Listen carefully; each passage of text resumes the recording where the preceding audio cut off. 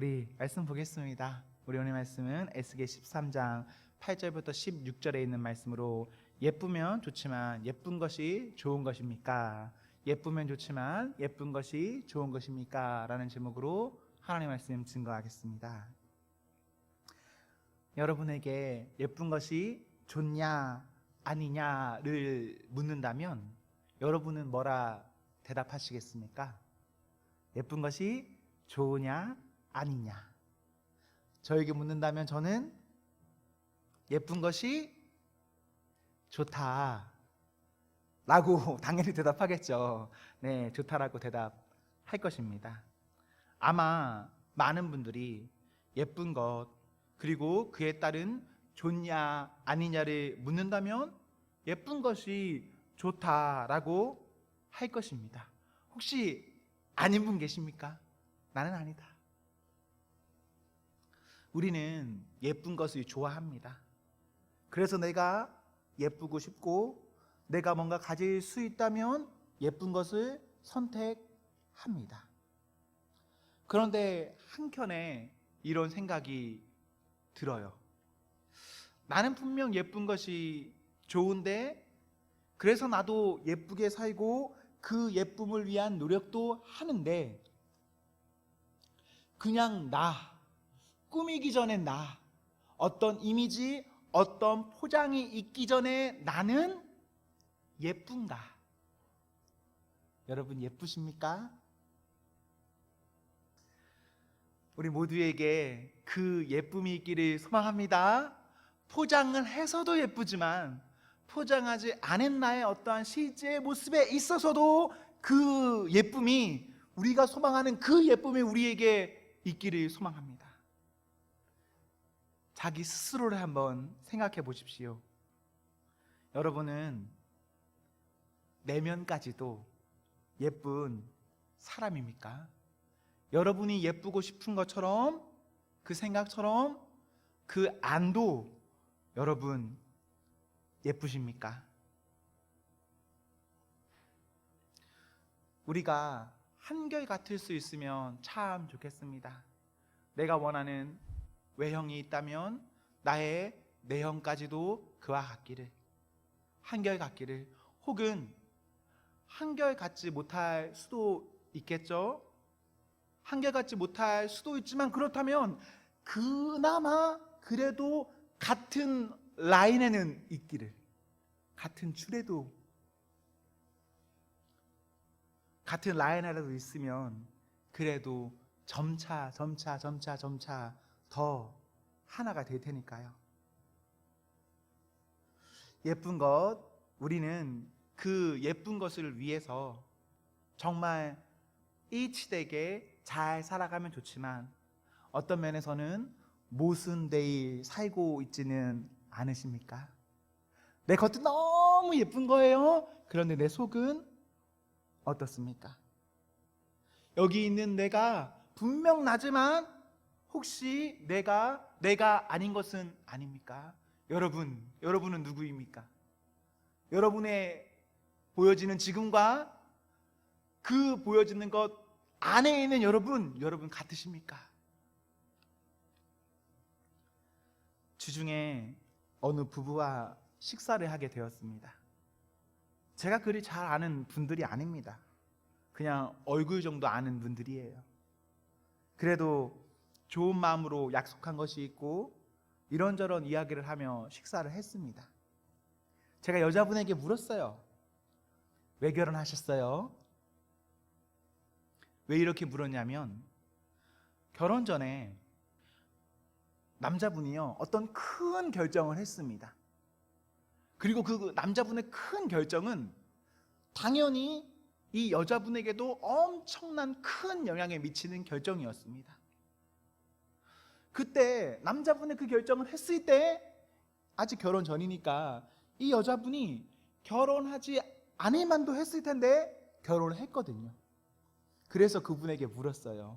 왜 했냐? 여러분도 여러분이 지금 누군가와 사귀고 있다고 생각해 보세요. 아직은 헤어질 기회가 충분히 편하게 있는 겁니다. 연하자매 웃으면 안 돼. 연하자매는 그렇게 하면 안 되지. 그런데 내 상대에 있는 그 사람이 어떤 결정을 하는 거예요. 어떤 큰 결정을 하는 겁니다. 그게 나한테도 그 영향을 미치만 어떤 큰 결정을 한 거예요. 여러분은 어떻게 하시겠습니까? 그때 그 관계를 계속 이어가시겠습니까? 이어가면서 결혼까지 가시겠습니까? 아니면 이제는 어떤 마침표를 찍으시겠습니까? 어떨 것 같으세요? 여자분이 저에게 이런 말을 했습니다. 왜 결혼했어요? 라고 물으니까 그 여자분이 한결같았어요. 한결같았어요.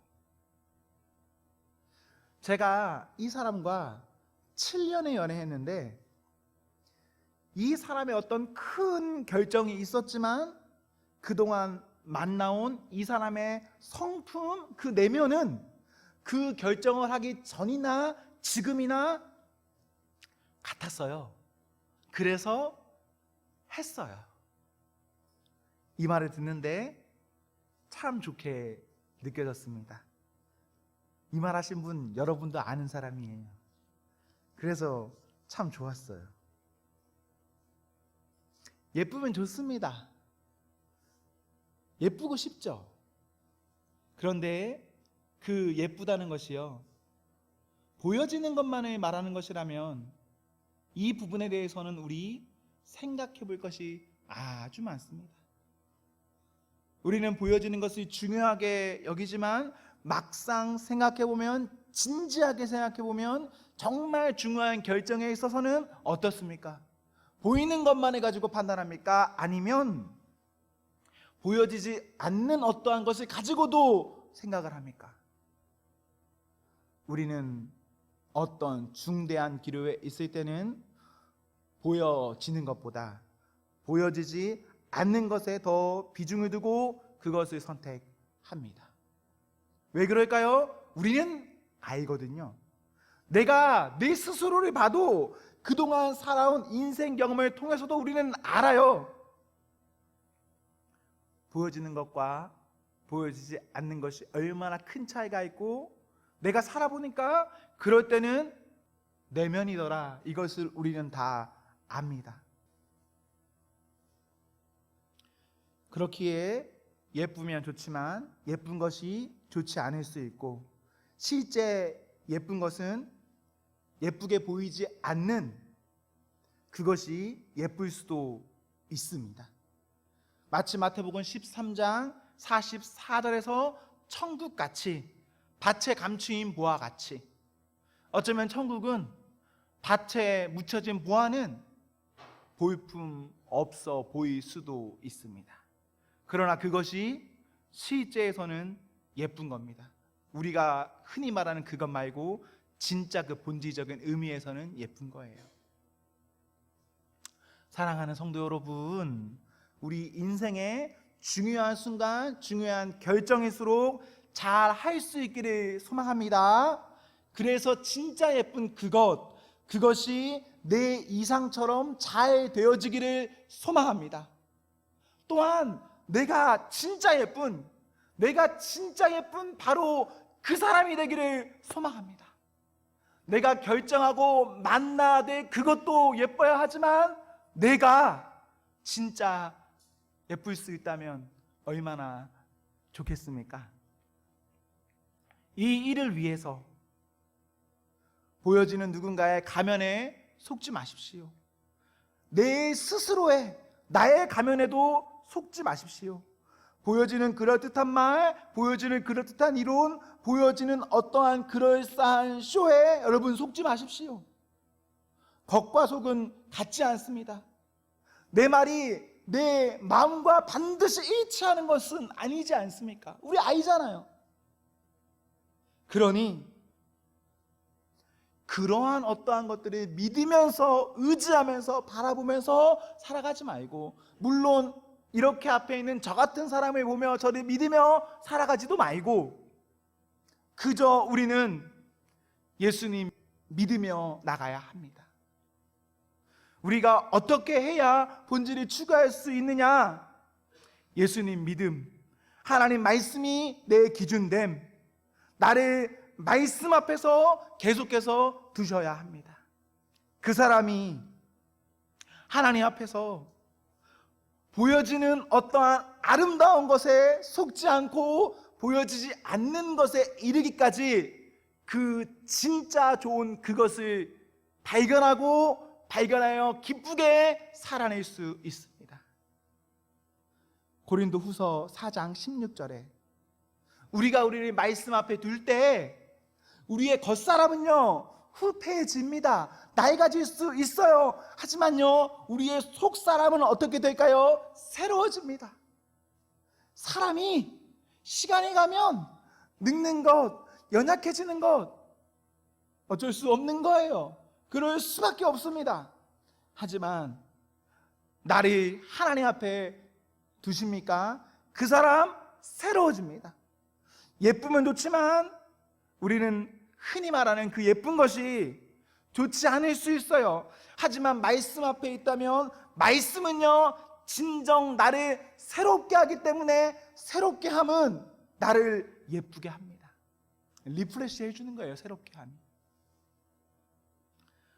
오늘날도 그렇지만 성경의 구약시대나 신약시대에도 예쁜 것, 겉면, 외면은 중요했습니다. 사람들은 그것을 중요하게 생각해요. 이것은 과거에도 지금도 앞으로도 똑같을 겁니다. 외모 아주 중요할 겁니다. 오늘 본문 10절에 보시면 회칠이라는 말이 나옵니다. 회칠은 오늘날로 말하면 페인트 칠입니다. 과거에는요 조개등을 갈아서 으깨서 그것을 조개를 으깨면 이렇게 회색빛 하얀색이 나오겠죠. 그것을요 이런 건물에 칠했습니다. 그래서 건물을 하얗게 만들었어요. 우리나라에서는 익숙하지 않지만 지중해나 중동 지역을 배경으로 하는 어떤 영화나 어떤 프로그램들을 보면 하얀 도시를 볼 수 있습니다. 그리고 지붕만 파란 어떤 예쁜 도시들을 볼 수가 있어요. 그게 회칠한 도시입니다. 어떤 곳에 우리가 페인트를 칠한다라고 생각해 보십시오. 예뻐지겠죠? 여러분이 화장한다고 생각해 보세요. 예뻐지겠죠? 더딥히면 예뻐지겠죠. 못생겨지라고 화장하지는 않잖아요. 취해지라고 페인트 칠하지는 않잖아요. 칠하면 분명히 아름다워집니다. 예뻐져요. 칠하면 예뻐 보이고 뭔가 튼튼해 보이고 어떤 약점을 분명 덮어줍니다. 그렇게 보여지기는 하지만요 그렇게 보여지지만 그렇게 보여졌다고 그것이 진짜 예쁜 것일까요? 튼튼한 것일까요? 어떤 약점이 있었는데 그 약점을 칠했다고 그 약점이 덮어지는 것일까요? 그러지는 않겠죠. 보여지는 것과 실제는 다를 수 있어요. 이 건물에 엄청난 균열이 막 일어났다고 생각해 보십시오. 균열이 일어나면 어떻게 해야 해요? 이렇게 보수공사를 해야 하지 않겠습니까? 그런데 정말 간단한 방법은 뭐죠? 페인트 칠하는 거예요. 전면 페인트 칠하는 겁니다. 다음 주에 딱 왔어요. 여기 어떻게 보일까요? 정말 좋게 보일 겁니다. 튼튼하게 보일 겁니다. 아무 문제 없어 보일 겁니다. 그런데 그것이 문제가 없는 것입니까? 문제가 있는 것입니까?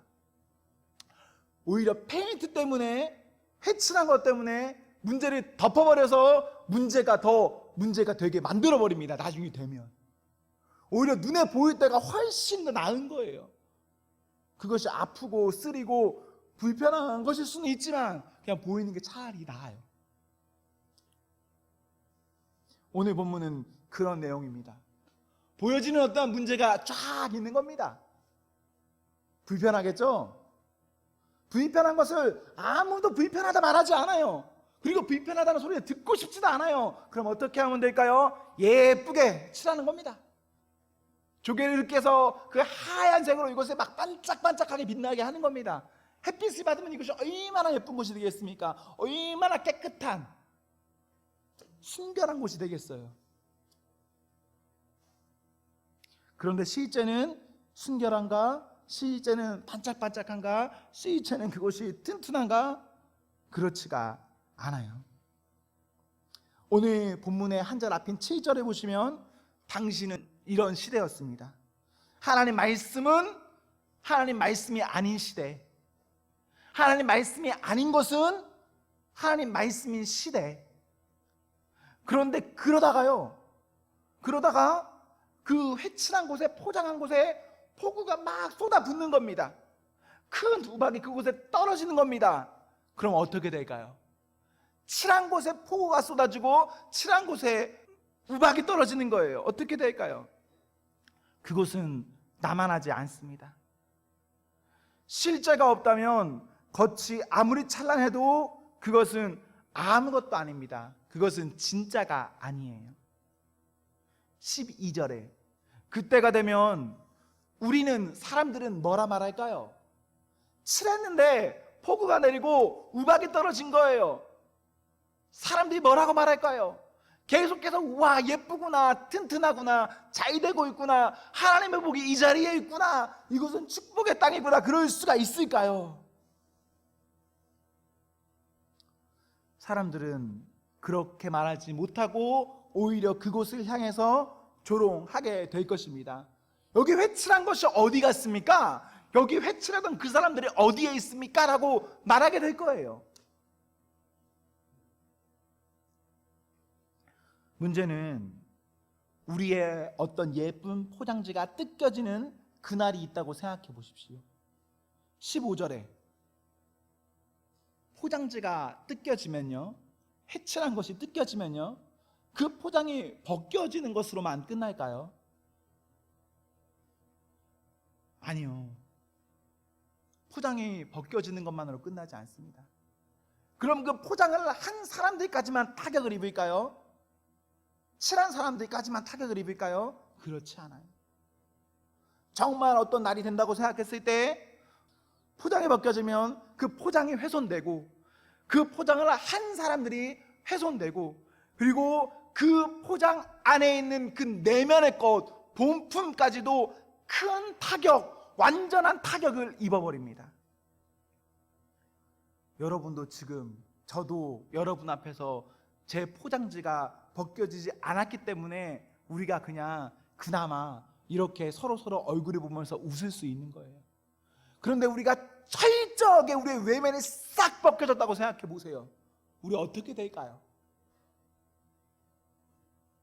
우리 쉽게 관계하지도, 쉽게 자신을 드러내기 정말 어려울 겁니다.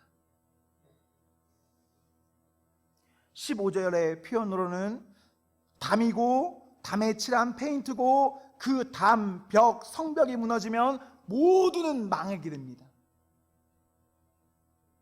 그런 점에서 지금 당장은 아프고 어려울 수 있지만 그때 그 본질적인 것을 그대로 받아들이고 그 받아들인 것을 개선하면 그때 진짜 좋음이 있습니다. 개선 이후에는 내가 어떤 타격을 실제로 받아도 개선된 나의 내면 때문에 나의 외면에 벗겨져도 그 사람 버텨냅니다. 살 수 있어요. 우리가요, 우리의 겉과 속의 차이가 너무 크면 클수록 우리의 겉이 무너졌을 때 우리의 속사람은 견뎌낼 수가 없습니다. 그래서 가급적이면 우리가 할 수만 있으면 우리의 겉사람이 우리의 속사람을 추월하면 안 돼요. 오히려 우리의 속사람이 겉사람보다 훨씬 더 나은 모습을 보여야겠죠. 그렇다면 겉이 어떤 영향을 받아도 속은 든든합니다. 나는 어떠한 상황 가운데서도 살아낼 수가 있습니다.